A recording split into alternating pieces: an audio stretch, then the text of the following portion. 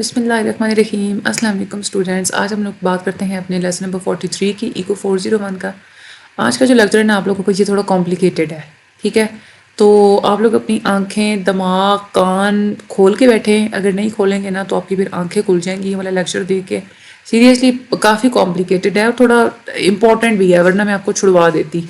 ठीक है, इसमें कोशिश मैं यही करती हूँ कि मैं आपको जस्ट मेन चीज़ें बताऊँ जो कि आपको ग्रैब करना भी आसान हो, क्योंकि अगर मैं ज़्यादा चीज़ें आपको बताऊँगी ना तो आपको कन्फ्यूजन होगी। इसमें ऑलरेडी लेंथी भी बहुत है ये और डिफ़िकल्ट है थोड़ा। इसमें क्या होता है कि इक्विलिब्रियम देखने के लिए ना मनी मार्केट और जो गुड मार्केट है इन दोनों का इक्विलिब्रियम इकट्ठा ही देखा जाता है, ठीक है।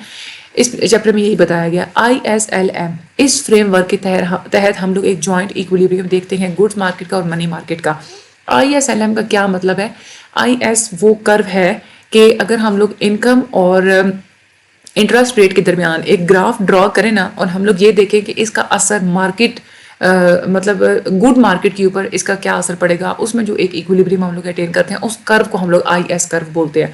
और जो LM कर्व है ना ये वो कर्व होती है जब हम लोग इंटरेस्ट रेट और इनकम के दरमियान एक ग्राफ ड्रॉ करते हैं ना और इसमें हम लोग मनी मार्केट के हिसाब से चीज़ों को पॉइंट आउट करते हैं तो फिर जो हमें इक्विलिब्रियम अटेन होता है वो हम लोग LM कर्व देखते हैं। इसीलिए जो गुड्स मार्केट और जो मनी मार्केट है इन दोनों की कर्व्स को इकट्ठा करके एक जो इकट्ठा फ्रेमवर्क बनाया जाता है, जॉइंट इक्विलिब्रियम बनाया जाता है, उसको हम लोग ISLM कर्व बोलते हैं। ये बात आप लोगों ने याद रखनी है। IS कर्व किसके लिए इस्तेमाल होती है? गुड्स मार्केट के लिए। और LM कर्व किसके लिए इस्तेमाल होती है? मनी मार्केट के लिए। ये बात आप लोगों ने एक तो याद रखनी है। अब यहाँ पे सबसे पहले हम लोग मनी मार्केट इक्विलिब्रियम की स्टडी करते हैं। अगर आप लोगों को याद हो पिछला लेक्चर जब हम लोगों ने एंड किया था ना, जहाँ पे हम लोगों ने वहाँ पे देखा था कि मनी की डिमांड बढ़ जाती है जब हमारी इनकम बढ़ती है तो, और ये कम होती है जब इंटरेस्ट रेट बढ़ता है तो। ये चीज़ें हम लोगों ने स्टडी की थी ना पिछले लेक्चर में। अब जब हम लोग मनी का डिमांड फंक्शन हम लोग प्लॉट करते हैं और उसमें हमारी जो कर्व थी ना उसको हम लोग L कर्व बोलते हैं, ठीक है। ये अगर आप लोगों को याद हो ना ये हम लोगों ने देखा था, ठीक है। इंटरेस्ट रेट बढ़ने के साथ आपकी क्या होती है? इनकम डिमांड कम हो जाती है और आपकी मनी डिमांड बढ़ जाती है आपकी इनकम के बढ़ने के साथ। और ये जो एक कर्व होती है ना मनी डिमांड कर्व, इसको हम लोग क्या बोलते हैं? L बोलते हैं, ठीक है। ये बात आप लोगों ने याद रखनी है। मनी डिमांड कर्व क्या है? L है, ठीक है। अच्छा, IM स्पेस में यानी कि रियल मनी के टर्म्स में हम लोग बात करते हैं ना उसका, और जब हम लोगों ने इंटरेस्ट रेट के दरमियान हमने ग्राफ प्लॉट किया था तो वो एक डाउनवर्ड स्लोपिंग है जो कि मैं आप लोगों को अभी मैंने ऊपर दिखाया है। अब L की जो स्लोप होती है ना ये डिपेंड करती है किस चीज़ के ऊपर डिपेंड करती है? एक तो डिपेंड करती है कि interest elasticity of money demand कितनी है। यानी कि हम ये तो बात हम लोग करते हैं कि इंटरेस्ट रेट के बढ़ने की वजह से या चेंज होने की वजह से मनी की डिमांड पर उसका असर पड़ता है। लेकिन इंटरेस्ट रेट अगर थोड़ा चेंज होता है, मनी की डिमांड अगर बहुत ज़्यादा चेंज होती है, इसका मतलब क्या है कि इलास्टिसिटी ज़्यादा है। तो इसीलिए ये जो स्लोप होती है ना L की, ये डिपेंड करती है कि interest elasticity of money demand IEL ये कितनी है। दूसरी बात ये हम लोगों ने ये भी बात की थी कि रियल इनकम जब बढ़ती है तो आप लोगों की L curve right word shift कर जाती है, ये भी हम लोग ऊपर पढ़ चुके हैं। और दूसरी तरफ हमने ये बात की थी कि जब इनकम कम होती है तो आप लोगों की जो मनी डिमांड होती है वो भी कम होती है, तो इस वजह से ये लेफ्ट वर्ड शिफ्ट कर जाती है। अब जो L शिफ्ट तो करती है L कर्व, लेकिन कितनी शिफ्ट करती है ये भी डिपेंड करता है income elasticity of money demand पे, ठीक है। यानी कि इनकम के चेंज होने की वजह से आपकी मनी डिमांड कितनी चेंज होती है ये किस पे डिपेंड करता है? Income elasticity of money demand, यानी कि इन दोनों के दरमियान इलास्टिसिटी वाला फैक्टर कितना है। और इंटरेस्ट रेट के चेंज होने की वजह से जो डिमांड कर्व शिफ्ट करती है कितनी करती है ये डिपेंड करता है interest elasticity of money demand के ऊपर, ठीक है। ये बात आपने याद रखनी है। अब मनी मार्केट के अंदर जो इक्विलिब्रियम होता है वो कैसे होता है? नॉमिनल मनी सप्लाई को तो कंट्रोल करता है हमारा सेंट्रल बैंक, क्योंकि वही नोट छाप के और आगे जित देता है। अब किसी एक मखसूस अगर हम लोग एक सर्टन लेवल देखते हैं किसी भी प्राइस का, हम लोग IM की स्पेस में हम लोग बात करते हैं, यानी कि रियल मनी सप्लाई, यानी कि हम लोग एक प्लॉट अगर हम लोग करें, ग्राफ अगर हम लोग प्लॉट करें ना, उसमें एक हम लोग प्राइस को भी देख रहे हैं और साथ में हम लोग मनी डिमांड को भी देख रहे हैं। अब इसमें होता क्या है? NS डिवाइडेड बाई P, इसको हम लोग बोलते हैं रियल मनी सप्लाई, ठीक है, क्योंकि हम लोग प्राइस की फॉर्म में हम लोग देख रहे हैं ना। तो इसमें क्या होता है कि MS डिवाइडेड बाई P यानी कि रियल मनी सप्लाई जो होती है ना ये एक वर्टिकल लाइन होती है, ठीक है। वर्टिकल लाइन होती है, ये यहाँ पे इतना आप लोग MCQs याद रख लें कि ये एक वर्टिकल लाइन होती है, ठीक है। अब इसमें क्या होता है कि इसमें हम लोग डिटरमिन करते हैं मनी सप्लाई को भी हम लोगों ने देखना होता है और प्राइस लेवल को भी देखना होता है। अब ये वर्टिकल लाइन तो होती है जो कि इधर ऊपर इन्होंने दिखाई हुई है, ये इस तरह से ये वर्टिकल लाइन होती है, ठीक है। अब ये वर्टिकल लाइन कभी लेफ्ट वर्ड भी मूव करती है, कभी राइट वर्ड भी मूव करती है। अब लेफ्ट वर्ड कब मूव करेगी और राइट वर्ड कब मूव करेगी, इस चीज़ को हम लोग यहाँ पे देखते हैं। ये चीज़ समझनी आपकी ज़रूरी है। अगर हम लोग प्राइजेस को रख देते हैं कांस्टेंट, प्राइजेस क्या है इधर डिनोमिनेटर में है ना, प्राइस को अगर हम लोग कांस्टेंट रख दें, सिर्फ हम लोग मनी सप्लाई को बढ़ाएं, इसकी वजह से क्या होगा, रियल मनी सप्लाई बढ़ जाएगी ना। प्राइस क्या है, हमने उसको नहीं चेंज किया, एमएस चेंज कर रहे हैं, तो वैल्यू बढ़ जाएगी। इसका मतलब क्या है, हमारी कर्व राइट वर्ड शिफ्ट हो जाएगी। इसी तरह से अगर हम लोग प्राइस को बिल्कुल कांस्टेंट रखते हैं, प्राइस को हम लोग नहीं छेड़ रहे, मनी सप्लाई को हम लोग कम कर देते हैं, इससे हमारी जो रियल मनी सप्लाई है वो कब किस तरफ शिफ्ट करेगी, लेफ्ट वर्ड शिफ्ट करेगी। इसी तरह से अगर हम लोग मनी सप्लाई को कांस्टेंट रख देते हैं, सिर्फ हम लोग अपनी छेड़छाड़ प्राइस के साथ करते हैं, तो इससे क्या होगा, मनी सप्लाई कांस्टेंट है, प्राइस अगर हम लोग इंक्रीज कर दें, ठीक है, प्राइस इंक्रीज करने से क्या होगा, हमारी money supply left word shift कर जाएगी। क्यों, डिनोमिनेटर बढ़ा रहे हैं ना हम लोग, प्राइस को बढ़ा रहे हैं, डिनोमिनेटर बढ़ा रहे हैं, वैल्यू हमारे पास क्या है कि कम हो जाएगी, तो लेफ्ट वर्ड मूव करेगी। इसी तरह से अगर हम लोग प्राइस को कम कर देते हैं तो ऑपोजिट इफेक्ट होगा, यानी कि हमारी money supply right word shift करेगी। ये कुछ इसमें एमसीक्यूज के हिसाब से ये इंपॉर्टेंट चीजें जो कि आप लोगों ने याद रखनी है कि कैसे कैसे कहाँ कहाँ ये शिफ्ट करेगी। अब इंटरसेक्शन पॉइंट हम लोग समझते हैं एल का, ठीक है, और मनी एम एस वर्ब यानी कि रियल मनी सप्लाई का। रियल मनी सप्लाई जो होता है ना वो हम लोग देख चुके, बिल्कुल वर्टिकल लाइन होती है। एल क्या है, हमारे पास मनी डिमांड है। यहाँ पे अगर हम लोग देखें तो मनी की सप्लाई और डिमांड की बात करें, जहाँ पे सप्लाई और डिमांड आपस में इंटरसेक्ट करती है वो हमारा इक्विलिब्रियम लेवल होता है। यहाँ पे अगर देखा जाए तो मनी सप्लाई बिल्कुल क्या है, ये कांस्टेंट है, और ये हमारी जो डिमांड ये वाली एल वाली क्या होती है, ये डिमांड होती है ना। अब हम लोगों ने ये देखना है कि डिमांड की चेंज होने की वजह से कैसे कैसे चेंजेस आते हैं। अच्छा, हम लोगों ने ये देखा था कि अगर हम लोग M S divided by P को हम लोग अगर फिक्स कर देते हैं, ठीक है, तो इनकम के बढ़ने की वजह से क्या होता है, यहाँ पे हम लोग क्या किया, हम लोगों ने एक फिक्स कर दिया ना एम एस पी को, यानी कि ये रियल मनी सप्लाई वाली कर्व है, ये इसको बिल्कुल हम लोगों ने फिक्स कर दिया, वर्टिकल रख दिया। अब हम लोग देखते हैं मनी डिमांड की तरफ देखते हैं।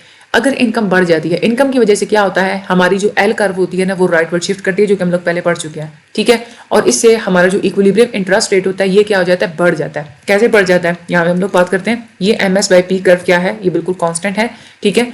यहाँ पे L1 यानी कि पहले कितना था, L हमारे पास इतना था, ठीक है। अब L को क्या किया हम लोगों ने, राइट वर्ड शिफ्ट हो गई, यानी कि ये बढ़ गई। क्यों बढ़ गई, क्योंकि हमारी इनकम बढ़ी, तो साथ में L कर्व जो है ना वो बढ़ गई।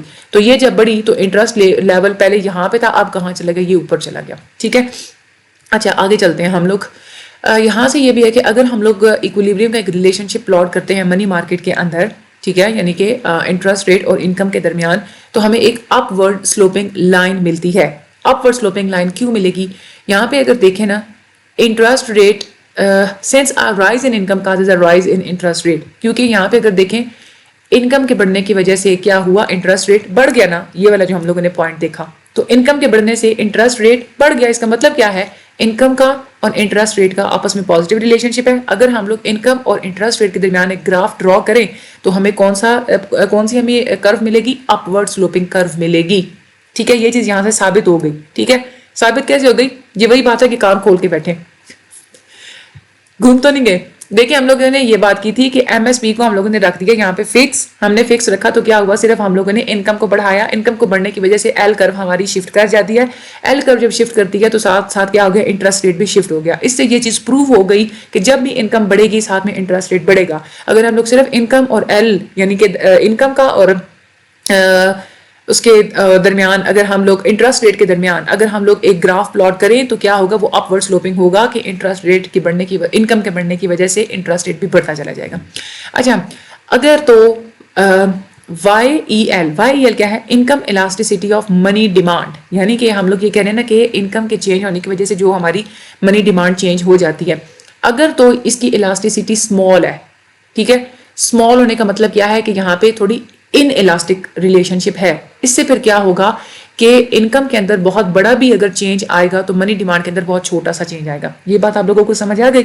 और दूसरी तरफ अगर देखा जाए, एक हमने इनकम की टर्म्स में बात करते हैं ना हम लोग, दूसरा हम लोग क्या बात करते हैं कि इंटरेस्ट रेट बढ़ने की वजह से क्या होता है, हमारी मनी डिमांड यानी कि जो एल है ना वो कम हो जाता है। अच्छा, इसमें जो चीज है, अगर तो interest elasticity of money demand I epsilon L क्या है, interest elasticity of money demand, अगर ये ज्यादा है तो इससे क्या होगा, इसका मतलब क्या है, इलास्टिसिटी की वैल्यू आप लोगों के पास ज्यादा आई है। इसका मतलब ये क्या है कि इंटरेस्ट रेट में थोड़ा सा चेंज होने की वजह से आपकी जो मनी डिमांड है ये दोबारा से इक्विलिब्रियम लेवल पे आ सकती है। इस केस में जो हमारी जो LM कर्व होगी वो बिल्कुल फ्लैट होगी। फ्लैट क्यों होगी, क्योंकि हम लोग यहाँ पे बात कर रहे हैं कि इनकम का और इंटरेस्ट रेट का आपस में क्या है, इन इलास्टिक रिलेशनशिप है, सॉरी इलास्टिक रिलेशनशिप है। वैल्यू लार्ज है ना, तो जितनी बड़ी वैल्यू तो इलास्टिक रिलेशनशिप होता है। तो जहाँ पे इलास्टिक रिलेशनशिप होता है वहाँ पे आप लोगों की कर्व क्या आती है, फ्लैट आती है, ठीक है। और जो एल एम स्टीप कब होगी, स्टीप तब होगी जब हम लोग वाई की टर्म यानी कि इनकम की टर्म्स में हम लोग मनी डिमांड की बात करेंगे, क्योंकि इनकम का और मनी डिमांड का आपस में इन इलास्टिक रिलेशनशिप है। तो वहां पे जो कर्व आएगी वो स्टीप आएगी, एल एम कर्व क्या आएगी, स्टीप आएगी। लेकिन इंटरेस्ट रेट का और इनकम का आपस में हम लोग कह रहे हैं कि रिलेशनशिप क्या है, बहुत ज्यादा इलास्टिक है। इलास्टिक जहां पे भी होता है तो वहां पे जो कर्व आती है वो क्या होती है, फ्लैट आती है, ठीक है। ये वैसे जनरल सी बातें अभी फिलहाल चल रही हैं। अच्छा, यहाँ पे इन्होंने ये एल एम कर्व बताया हुआ है, इन्होंने यही बताया हुआ है कि ये वाली जो है ना, ये एक क्या होती है, अगर हम लोग इनकम और इंटरेस्ट रेट के दरमियान अगर हम लोग ग्राफ को प्लॉट करते हैं तो इसमें आप लोगों ने दो चीज़ें देखनी होती हैं।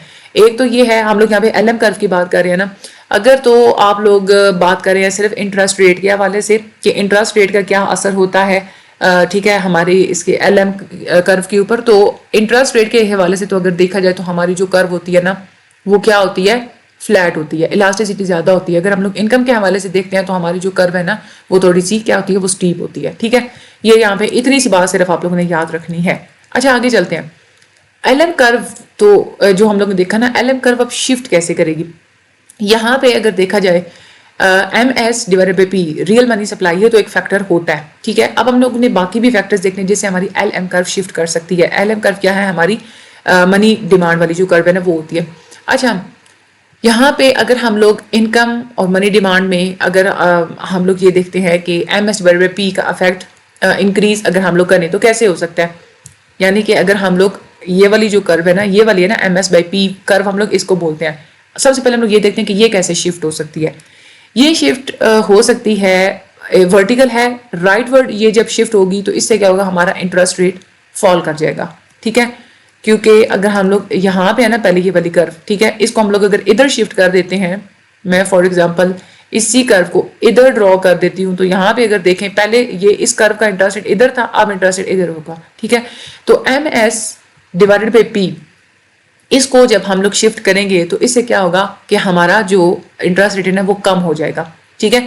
यहाँ पे हम लोगों ने इनकम लेवल को नहीं चेंज किया, इनकम लेवल को तो ठीक है, हमें पता है इनकम लेवल के चेंज करने की वजह से हमारी एल कर्व शिफ्ट करती है। अब हमने उन चीज़ों को नहीं देखना, हम लोग सप्लाई वाली साइड को देख रहे हैं ना, M S divided by P क्या होती है, वो सप्लाई साइड पे आती है, रियल मनी सप्लाई हम लोग इसको बोलते हैं। अब इनकम लेवल अनचेंज है, ठीक है, वो चेंज नहीं हुआ, तो इससे क्या होगा, लेकिन क्या है, अगर हम लोग सप्लाई को बढ़ा देते हैं, सप्लाई को बढ़ाने की वजह से इंटरेस्ट रेट हमारा कम हो जाएगा, ठीक है। अब इंटरेस्ट रेट कम हो गया, अब यहाँ पे अगर हम लोग देखें तो हम लोग सिंपल तरीके से समझ सकते हैं कि इनकम का और आपस में जो इंटरेस्ट रेट है उसका आपस में ताल्लुक भी हम लोग समझ सकते हैं। यहाँ पे अगर देखा जाए एल एम कर्व के ऊपर जो हर पॉइंट है वो डाउनवर्ड शिफ्ट कर जाएगा, ठीक है। यानी कि ये वाले जो पॉइंट्स है ना, ये वाले जो एल एम कर्व, ये डाउनवर्ड शिफ्ट हो जाएगा। डाउनवर्ड क्यों शिफ्ट हो जाएगा, डाउनवर्ड शिफ्ट इस वजह से होगा क्योंकि हम लोग ये कह रहे हैं कि मनी सप्लाई को बढ़ाने की वजह से इधर क्या हुआ, इंटरेस्ट रेट कम हो गया। इंटरेस्ट रेट जब यहाँ पे कम हो गया तो ये वाली जो कर्व इधर फॉर एग्जांपल इंटरेस्ट रेट 1 पे बन रही थी, वो अब कहाँ पे, वो थोड़ी कम आ जाएगी, उससे थोड़ी लोअर चली, क्योंकि हम लोग ये कह रहे हैं कि क्या हुआ, मनी सप्लाई की वजह से इंटरेस्ट रेट कम हुआ, इसकी वजह से हमारी एल एम कर्व क्या होगी, डाउनवर्ड चली जाएगी, इंटरेस्ट रेट क्योंकि गिर चुका है। तो एक तो ये तरीका होता है, हम लोग एल एम को जो है ना वो हम लोग डाउनवर्ड करवा सकते हैं। यही वजह है कि जो वर्टिकली जो डाउनवर्ड्स होती हैं, अच्छा, why vertically downwards become because income has not changed। यहाँ पे अगर हम लोग देखें, हम लोग ये कह रहे हैं ना कि सीधा सीधा बस ये है कि ये कर्व डाउनवर्ड आ जाएगी। डाउनवर्ड क्यों आ जाएगी, क्योंकि हम लोग इनकम को हम लोगों ने नहीं छेड़ा, सिर्फ क्या हुआ है, मनी सप्लाई के बढ़ाने की वजह से इंटरेस्ट रेट कम हुआ तो ये डाउनवर्ड शिफ्ट कर जाएगी। तो यहाँ से ये चीज़ क्लियर हो गई कि रियल मनी सप्लाई के इंक्रीज करने की वजह से हमारी जो एल एम कर्व होती है ये डाउनवर्ड शिफ्ट कर जाती है, ठीक है। और दूसरी तरफ हमारी राइटवर्ड भी शिफ्ट कर जाती है। और उसके अलावा उसके बरस अगर हम लोग देखें, मनी सप्लाई को डिक्रीज करने की वजह से इंटरेस्ट रेट क्योंकि बढ़ जाएगा, इंटरेस्ट रेट बढ़ने की वजह से यहाँ पे क्योंकि इंटरेस्ट रेट हायर जाएगा तो हमारी एल एम कर्व भी अपवर्ड मूव कर जाएगी, और जैसे देखा जाए तो ये हमारी लेफ्ट वर्ड भी मूव कर जाएगी। ये इतनी सी चीज़ आप लोगों ने यहाँ पे थोड़ी सी याद रखनी है। अच्छा, यहाँ पे ना अब हम लोग बात करते हैं गुड मार्केट के अंदर कैसे इक्विलिब्रियम होता है। गुड मार्केट के अंदर जो इक्विलिब्रियम होता है ना, उसमें हम लोग इसको इंटरेस्ट रेट और इन्वेस्टमेंट को फॉर एग्जांपल हम लोग देखते हैं।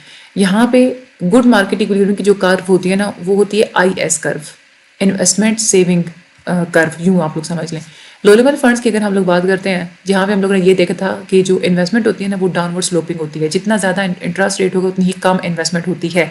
अब हम लोग फॉर एग्जांपल ये यहाँ पे कंसिडर करते हैं कि इंटरेस्ट रेट जो है ना वो कम हो गया है, ठीक है।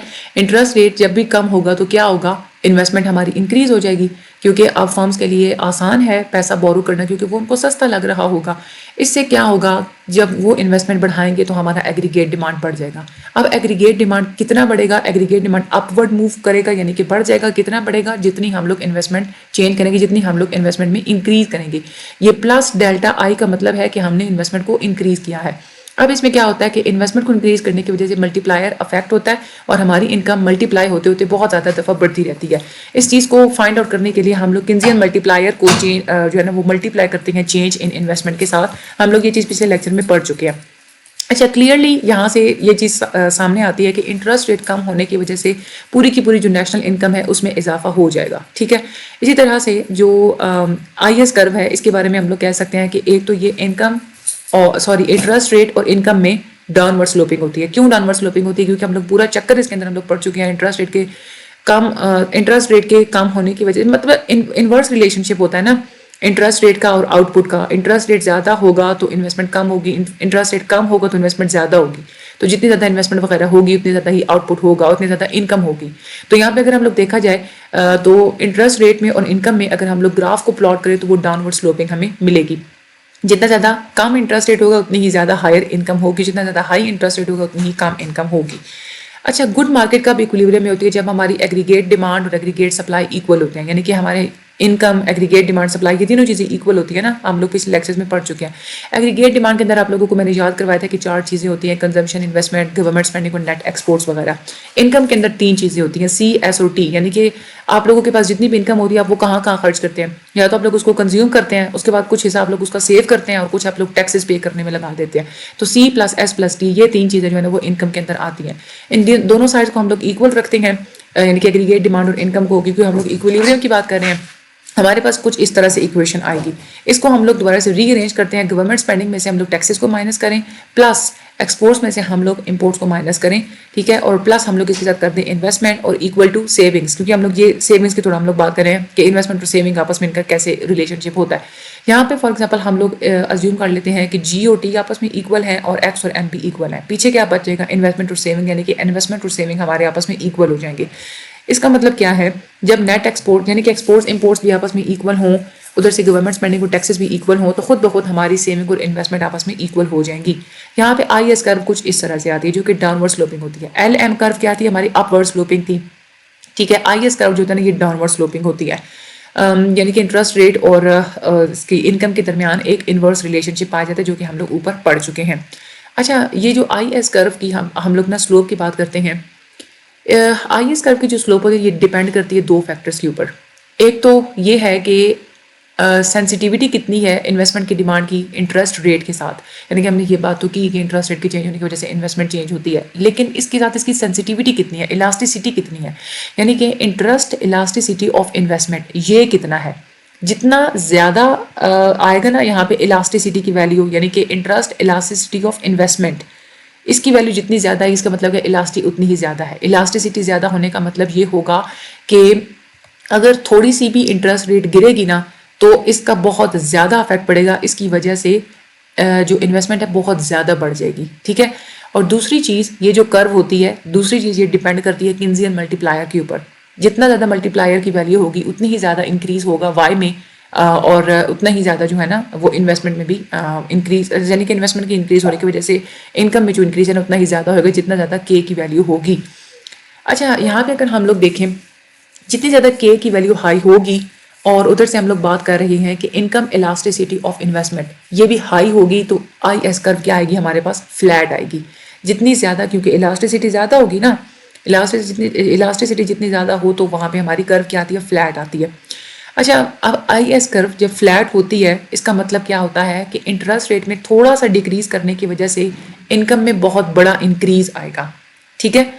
अब अगर इंटरेस्ट इलास्टिसिटी ऑफ इन्वेस्टमेंट अगर हाई है, ठीक है, लेकिन इसका मतलब क्या है कि थोड़ा सा इंटरेस्ट रेट गिरने की वजह से इन्वेस्टमेंट में बहुत बड़ा चेंज आएगा और लार्ज वैल्यू आएगी हमारे पास के की, यानी कि बार बार मल्टीप्लायर इफेक्ट भी ज़्यादा होगा और इससे हमारी इनकम भी बहुत ज़्यादा हाई होगी, ठीक है। लेकिन अगर उल्टा थोड़ा रिलेशनशिप हो, यही इलास्टिसिटी अगर कम हो, इन इलास्टिक वाला अगर कोई चक्कर हो, तो इससे हमारी IS कर्व स्टीप भी आएगी और जहाँ पे हमारी इनकम इलास्टिसिटी ऑफ इन्वेस्टमेंट क्या होगी, इन इलास्टिक होगी और हमारी जो मल्टीप्लायर की जो वैल्यू होगी ना वो भी स्मॉल होगी। तो ये हम लोग कहते हैं कि IS कर्व इस तरह से ज़्यादा स्लीप या फ्लैट हो सकती है। अच्छा, अब हम लोग IS कर्व को शिफ्ट कैसे कर सकते हैं? शिफ्ट IS कर्व होती है इंजेक्शन की वजह से। सर्कुलर फ्लो के अंदर जितना ज़्यादा इंजेक्शन होगा तो खुद ब खुद ही उसमें कंजम्पशन में, गवर्नमेंट स्पेंडिंग में, आउटपुट में, नेट एक्सपोर्ट्स वगैरह में चेंजेस वगैरह आते चलते जाएंगे, आते रहेंगे, तो इसकी वजह से हमारा एग्रीगेट डिमांड और इनकम वगैरह बढ़ता चला जाएगा, ठीक है। हालांकि हम लोग यहाँ पे इंटरेस्ट रेट को चेंज नहीं भी करवाते, सिर्फ एक ही दफ़ा इंटरेस्ट चेंज अगर वैसे तो चेंज होता है ना, तो उसकी वजह से तो एग्रीगेट डिमांड और इनकम बढ़ता है। लेकिन अगर हम लोग इंटरेस्ट रेट को चेंज नहीं भी करवाते, जस्ट हम लोग इंजेक्शंस को बढ़ा देते हैं, तो इससे क्या होगा कि हमारी IS curve right word shift हो जाएगी, क्योंकि हमारा जो भी इनकम वगैरह होगी वो बढ़ना शुरू हो जाएगी। इसी तरह से IS कर्व शिफ्ट कर जाएगी लेफ्ट वर्ड अगर हम लोग इंजेक्शंस को कम कर देते हैं तो। अच्छा, गुड्स और मनी मार्केट में ज्वाइंट इक्विलिब्रियम कैसे होता है? जहाँ पे IS और LM फ्रेमवर्क आपस में इंटरसेक्ट कर रहे होते हैं, वो जो इंटरसेक्शन पॉइंट होता है वहाँ पे हमारी मनी मार्केट और गुड मार्केट आपस में एक दूसरे के साथ बिल्कुल इक्विलिब्रियम में होती है। फिजिकल और मॉनेटरी पॉलिसीज को इस्तेमाल किया जाता है इस तरह का इक्विलिब्रियम इकोनॉमी में लाने के लिए। ये होती है हमारे पास LM कर्व और ये वाली हमारे पास होती है IS कर्व। आई और इनकम और इसमें इंटरेस्ट रेट और इधर जो है ना वो इनकम में हम लोग जो ड्रॉ करते हैं, तो ये हमारा इक्विलिब्रियम लेवल होता है। अब यहाँ पे दो तरह की पॉलिसीज़ को आप लोगों ने समझना है, एक्सपेंशनरी मॉनेटरी पॉलिसी और expansionary physical policy. Expansionary monetary policy क्या होती है? मॉनेटरी पॉलिसी आप लोगों को पता है कि जो मनी सप्लाई से रिलेटेड जो पॉलिसीज़ होती है ना, वो मॉनेटरी पॉलिसीज़ होती हैं। और एक्सपेंशनरी का मतलब क्या है कि अगर हम लोग अपनी मनी सप्लाई को बढ़ा देते हैं तो। अच्छा, अगर हम लोग प्राइस को कम करें या हम लोग मनी सप्लाई को इंक्रीज़ कर दें, तो दोनों ही वजह से हमारी रियल मनी एक्सपैंड करेगी, यानी कि हमारी MS divided by P curve जो थी वो बिल्कुल राइट वर्ड शिफ्ट करेगी। ये हम लोग पहले पूरा ऊपर चक्कर पढ़ चुके हैं। फॉर एग्जाम्पल, अगर हम लोग यहाँ पे एज्यूम करते हैं कि प्राइस बिल्कुल फिक्स है, ठीक है, और सेंट्रल बैंक क्या कर रहा है, सिर्फ MS इंक्रीज कर रहा है, तो इससे क्या है, यानी कि हम लोग नॉमिनेटर को इंक्रीज कर रहे हैं, तो overall MS divided by P का जो आंसर है ना वो हमारे पास बढ़ जाएगा, राइज हो जाएगा, यानी कि सप्लाई को बढ़ाने की वजह से MS बाई P कर्व क्या हो जाएगी, राइट वर्ड शिफ्ट कर जाएगी, ठीक है। अच्छा, जहाँ पे ये राइट वर्ड शिफ्ट करती है ना सप्लाई कर्व, वहाँ पे हमारी LM कर्व भी राइट वर्ड शिफ्ट करती है। क्यों राइट वर्ड शिफ्ट करती है, ये भी हम लोग ऊपर सारा पढ़ चुके हैं। LM कर्व इस वजह से राइट वर्ड शिफ्ट करती है क्योंकि MS divided by P curve को राइट वर्ड शिफ्ट करने की वजह से इंटरेस्ट रेट कम हो जाता है, जो कि हम लोग इधर पढ़ चुके हैं, ये पढ़ चुके हैं हम लोग, ठीक है। MS से P कर्व की तरफ हम लोग शिफ्ट किया, हमारा जो इंटरेस्ट रेट कम हो गया। इंटरेस्ट रेट कम हो जाने की वजह से LM क्या होती है, डाउनवर्ड तो जाती है, लेकिन थोड़ी राइट वर्ड भी वो जो है ना वो शिफ्ट करती है, क्योंकि हम लोगों ने ये भी कहा था कि पिछले लेक्चर में भी हम लोग पढ़ चुके थे, इस लेक्चर के स्टार्ट में भी हम लोग पढ़ चुके हैं कि जो L कर्व होती है ना वो हमेशा उसका इंटरेस्ट रेट के साथ उल्टा रिलेशनशिप होता है। इंटरेस्ट रेट जहाँ पे कम होता है वहाँ पे हमारी क्या होती है, जो मनी की जो डिमांड होती है ना वो बढ़ जाती है, ठीक है। अब यहाँ पे एक और चीज़ भी है, इंटरेस्ट रेट कम हो गए हैं, इंटरेस्ट रेट कम होने की वजह से इनकम और आउटपुट बढ़ जाते हैं, जो कि हम लोग इस गुड्स मार्केट में हम लोग ये चीज़ पढ़ चुके हैं, ये चीज़ हम लोग पढ़ चुके हैं। यहाँ पे पूरा मल्टीप्लायर भी हम लोग पढ़ चुके हैं कि इंटरेस्ट रेट कम हो जाने की वजह से इनकम बढ़ जाती है। दूसरी तरफ अगर देखा जाए, इनकम के बढ़ने की वजह से L curve right word shift हो जाती है, ये भी हम लोग पढ़ चुके हैं पिछले लेक्चर में भी और इस लेक्चर में भी, ठीक है। यहाँ पे अगर देखा जाए हमारी जो इकोनॉमी है ना फुल एम्प्लॉयमेंट लेवल से कम लेवल पे होनी चाहिए, तब ये वाली जो पॉलिसी है ये हमें हेल्प आउट करेगी, ठीक है। फुल एम्प्लॉयमेंट से कम होगी तब ये वाली हमारे पास हेल्प आउट करेगी। अब हम लोग आगे जो है ना वो एक्सपेंशनरी फिजिकल पॉलिसी की बात करते हैं। इसमें फिजिकल पॉलिसी एक्सपैंड करने का मतलब यह है कि अगर गवर्नमेंट अपनी स्पेंडिंग को बढ़ा दे, गवर्नमेंट जब भी अपनी स्पेंडिंग को बढ़ाएगी इसका मतलब क्या है कि वो इंजेक्शंस को बढ़ा रही है, इंजेक्शंस को बढ़ाने की वजह से IS curve right word shift करेगी, जो कि हम लोग ऊपर पढ़ चुके हैं। इससे क्या हो जाएगा कि राइट वर्ड जब वो शिफ्ट करेगी तो इंटरेस्ट रेट और इनकम दोनों बढ़ जाएंगे, ठीक है।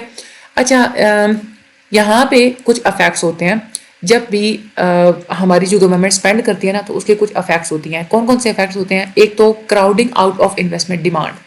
इन्वेस्टमेंट की डिमांड एक तो कम हो जाती है और दूसरी ये है कि नेट एक्सपोर्ट्स की डिमांड भी कम हो जाती है। ऐसा क्यों होता है? जब भी गवर्नमेंट स्पेंड करती है तो वो अपने अखराजात पूरे करने के लिए जनरल पब्लिक से या बैंक्स वगैरह से वो अगर कर्जा लेती है तो क्या होता है कि लोनेबल फंड्स की डिमांड बढ़ गई, क्योंकि गवर्नमेंट क्योंकि लोन ले रही है, ये इस वजह से क्या करते हैं बैंक्स अपना इंटरेस्ट रेट बढ़ा देते हैं। जब वो इंटरेस्ट रेट बढ़ा देते हैं तो प्राइवेट सेक्टर की एबिलिटी नहीं होती कि वो अब फंड्स को बोरो कर सके, कर्जा वगैरह ले सके। इसकी वजह से हमारा एग्रीगेट डिमांड भी और हमारी इनकम, इन दोनों के ऊपर उल्टा असर पड़ता है, नेगेटिव असर पड़ता है, ये नहीं बढ़ते। इसकी वजह से इस चीज़ को हम लोग बोलते हैं crowding out of investment demand. अच्छा, इन्वेस्टमेंट भी कम होगी, डिमांड भी जो है ना वो भी कम होगी। अच्छा, क्राउड उसके बरक्स अगर दूसरा एक और जो चीज़ देखी जाए ना, गवर्नमेंट की स्पेंडिंग की वजह से नेट एक्सपोर्ट्स की डिमांड भी कम हो जाती है। गवर्नमेंट जब भी स्पेंडिंग करती है तो इससे इंटरेस्ट रेट बढ़ गया। इंटरेस्ट रेट जब बढ़ जाता है तो एक्सचेंज रेट के ऊपर भी इसका इफेक्ट होता है कि वो अप्रिशिएट कर जाता है। एक्सचेंज रेट क्यों अप्रिशिएट कर जाता है? क्योंकि इंटरेस्ट रेट के बढ़ने की वजह से बाहर के जो लोग होते हैं ना वो हमारे मुल्क में आके ज़्यादा इन्वेस्ट करना शुरू कर देते हैं जहाँ पे इंटरेस्ट रेट हाई होते हैं। तो हमारी गवर्नमेंट जब ये देखते हैं कि लोग यहाँ पे ज़्यादा इन्वेस्टमेंट कर रहे हैं तो हमारी गवर्नमेंट अपने एक्सचेंज रेट को अप्रिशिएट कर देती है फ़ायदा हासिल करने के लिए। अब जब ये एक्सचेंज रेट को बढ़ाती है तो इसकी वजह से हमारी जो प्रोडक्ट्स होती हैं वो बाहर के ममालिक को महंगी लगना शुरू हो जाती हैं, हमारी जो कंपेटिटिवनेस है वो कम हो जाती है, जिसकी वजह से हमारी नेट एक्सपोर्ट्स के ऊपर नेगेटिव इफेक्ट पड़ता है। अब हाई इंटरेस्ट रेट की वजह से अब हुआ क्या, गवर्नमेंट अपनी स्पेंडिंग बढ़ाई थी जिसकी वजह से इंटरेस्ट रेट बढ़ गई, जिसकी वजह से इन्वेस्टमेंट भी कम हो गई, नेट एक्सपोर्ट्स भी कम हो गई और इसकी वजह से हमारा एग्रीगेट डिमांड और इनकम ये दोनों के दोनों नहीं बढ़े। तो इसमें मॉनेटरी पॉलिसी और फिजिकल पॉलिसी को आपस में इंटरसेक्ट करवा के ना हाई इंटरेस्ट रेट के नेगेटिव इफेक्ट्स को एलिमिनेट करवा देते हैं। फिजिकल और मॉनेटरी पॉलिसी का इंटरेक्शन इस्तेमाल करती हैं जब भी फॉर एग्जांपल एक इकोनॉमी वो अगर रिसेशन में नहीं है, फिजिकल और मॉनेटरी एक्सपेंशंस फिर क्या है कि इनकम को इंक्रीज करने में मददगार हासिल जो है ना वो साबित नहीं हो सकती, आउटपुट को वो नहीं बढ़ा सकती। यानी कि अगर इकोनॉमी रिसेशन में नहीं है, कम उसके मतलब बुरे उसके जो है ना वो हालात नहीं है। ऐसा क्यों होता है? यानी कि हम लोग ये कह रहे हैं हमारी इकोनॉमी स्टेबल है और वहाँ पे फिजिकल या मॉनेटरी एक्सपेंशन की वजह से हमारी इनकम और आउटपुट नहीं बढ़ सकता। क्यों नहीं बढ़ सकता? क्योंकि हम लोग ये कह रहे हैं कि यहाँ पे प्राइजेस हमने कांस्टेंट रखी हुई हैं। रियलिटी में क्या होता है कि प्राइजेस रिस्पॉन्ड करती हैं जब भी फुल एम्प्लॉयमेंट लेवल होता है, क्योंकि हम लोग बात करें हमारी इकोनॉमी रिसेशन में नहीं है। रिसेशन में जब नहीं होती तो क्या होता है कि फुल एम्प्लॉयमेंट लेवल होता है या तकरीबन फुल एम्प्लॉयमेंट लेवल होता है। उसमें क्या होता है कि जब भी आप लोग आउटपुट को बढ़ाते हैं, जो कुछ भी आप लोग करते हैं उसकी वजह से जो प्राइस होती है ना उसकी डिमांड, मतलब डिमांड जब भी बढ़ती है तो प्राइस के ऊपर प्रेशर पड़ता है कि प्राइस फिर बढ़ती है। यही वजह है कि एक्सपेंशनरी मॉनिटरी और एक्सपेंशनरी फिजिकल पॉलिसीज में प्राइजेस को भी फिर बढ़ाया जाता है। वो वाला फिर अफेक्ट हमें देखने को नहीं मिलता जो कि हम लोग ऊपर सारा पढ़ चुके जिसमें हम लोगों ने प्राइसेस को कांस्टेंट रखा था। अब हम लोग इस तरह की एक सिचुएशन को एज्यूम कर लेते हैं कि इकोनॉमी जो है ना वो फुल एम्प्लॉयमेंट इक्विलिब्रियम लेवल पे है, ठीक है, और गवर्नमेंट ने यहाँ पे फिजिकल और मॉनेटरी एक्सपेंशन दोनों को ही इम्प्लीमेंट करवाया है। तो इसके क्या अफेक्ट होंगे प्राइजेस के ऊपर? जब प्राइस बढ़ेगा, प्राइस जब बढ़ती है तो इसका मतलब क्या है, M S divided by P हमारे पास फॉल कर जाएगी। इसका मतलब क्या है कि एल एम कर्व दोबारा से बैकवर्ड आ जाएगी। इसी तरह से जब गुड्स मार्केट की अगर हम लोग बात करते हैं तो प्राइसेस के बढ़ने की वजह से डिमांड भी तो कम हो जाएगी और उसके अलावा परचेजिंग पावर अफेक्ट की वजह से एक्सपोर्ट्स भी हमारी कम हो जाएंगी। तो इसी तरह से एक्सपेंशनरी फिजिकल पॉलिसी के जितने भी पॉजिटिव अफेक्ट्स है वो सारे के सारे ख़त्म हो जाएंगे।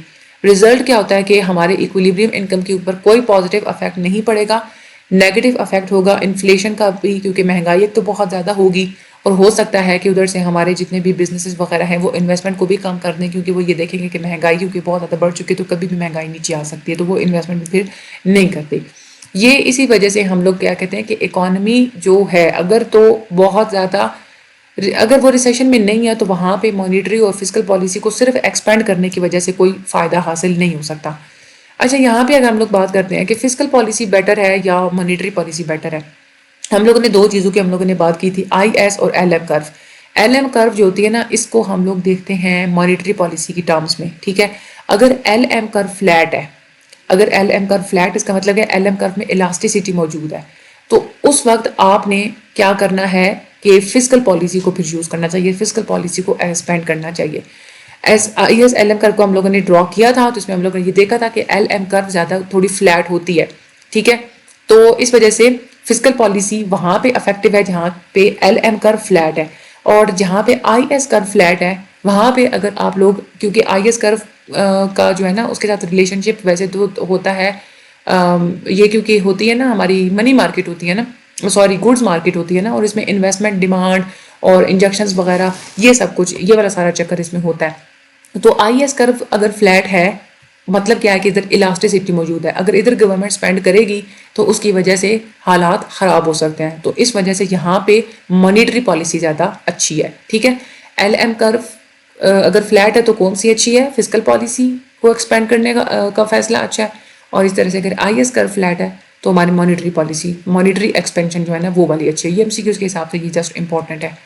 और फिजिकल मॉनिटरी पॉलिसी का इंटरेक्शन, इसकी वजह से एक क्या क्या सिचुएशंस क्रिएट हो सकती है ये आपके माइंड में होना चाहिए। ये एक जो है ना एक्सपेंशनरी फिजिकल पॉलिसी और एक्सपेंशनरी मॉनिटरी पॉलिसी, ये एक इम्पॉर्टेंट है। ये यहाँ से लेके ना, ठीक है, यहाँ से लेके और ये यहाँ तक, ठीक है, ये बहुत इंपॉर्टेंट है आपके लॉन्ग क्वेश्चन के हिसाब से। और इसमें क्या इंपॉर्टेंट है मैं आपको बताऊँ, ये वाले जो है ना इलास्टिसिटी वाला, ये स्लोप वाला, ये बहुत ज़्यादा इंपॉर्टेंट है, ये अपने अच्छे तरीके से करना है। IS कर्व शिफ्ट कैसे कैसे हो सकती है ये अपने अच्छे तरीके से करना है। और इसके अलावा भी यहाँ पे IS कर्व में कैसे इक्विलिब्रियम होता है, मार्केट इक्विलिब्रियम, ये बस कॉन्सेप्ट आपने सुन लिया, आप लोग अपनी वर्डिंग में लिख लेना। LM कर्व के अंदर शिफ्ट कैसे आ सकता है, वो पूरा जो चक्कर है, MS कर्व को शिफ्ट करने की वजह से इंटरेस्ट रेट कम होता है, इंटरेस्ट रेट कम होने की वजह से LM कर्व डाउनवर्ड चली जाती है। ये वाला आप लोगों का कंसेप्ट माइंड में होना चाहिए। और उसके अलावा यहाँ पे इसको आप लोग एक दफ़ा रीड कर लीजिएगा, बस आप लोगों को इसका कंसेप्ट आपके माइंड में होना चाहिए। ठीक है, चैनल को सब्सक्राइब लाजमी कीजिएगा, मुझे अपनी दुआ में याद रखिएगा, वीडियो को आगे शेयर लाजमी कीजिएगा, अपना बहुत सारा ख्याल रखिएगा। Thank you so much and Allah.